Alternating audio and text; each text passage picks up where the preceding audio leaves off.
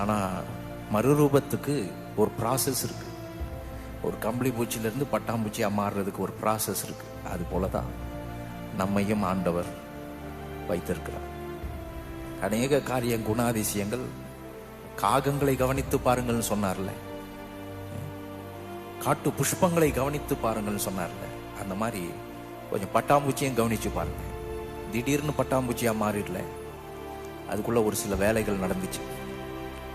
எவ்வளவு வெறுக்கத்தக்க ஒரு நிலை இருக்கிறதோ அதை மாற்றி அமைக்க முடியும். அது சாத்தியம்னு ஒரு சின்ன பூச்சியை வச்சு கடவுள் நம்ம கற்றுக் கொடுத்துருக்காரு. சாத்தியம் மாறும், ஆனால் மாறுறதுக்கு சும்மா நடக்காது. அது ஒரு தழையை சாப்பிட்டுட்டே இருக்குது. இன்றைக்கும் அப்படிதான் இந்த இடத்துல வந்து ஆண்டவருடைய வார்த்தை எடுத்து நான் நிறைய கேட்டு நிறைய நினச்சி முறிந்து போய் உடஞ்சி போய் நம்பிக்கை இல்லாமல் வாழ்ந்துட்டுருக்கிறேன் இருந்தேன். ஆனால் இன்னைக்கு நான் ஒரு ரீப்ளேஸ் பண்ண போகிறேன். ஆண்டவரே, இந்த தழைகளை நான் எடுத்து சாப்பிட்றேன், இந்த மனதை நான் எடுத்துக்கிறேன், இந்த எண்ணங்களை நான் தியானிக்கிறேன்.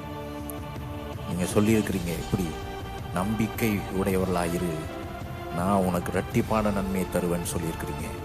நான் அதை தான் நம்ப போகிறேன். ஆண்டவரே, என் மனதில் இருக்கிற சந்தேகம் நீங்கட்டும், பயம் நீங்கட்டும். எப்படி ஆகும், எப்படி நடக்கும்ன்ற அந்த கேள்வியெல்லாம் உம்முடைய வார்த்தையை கொண்டு நான் அதுக்கு பதிலாக சொல்லுகிறேன். தேவனால் கூடாத காரியம் ஒன்று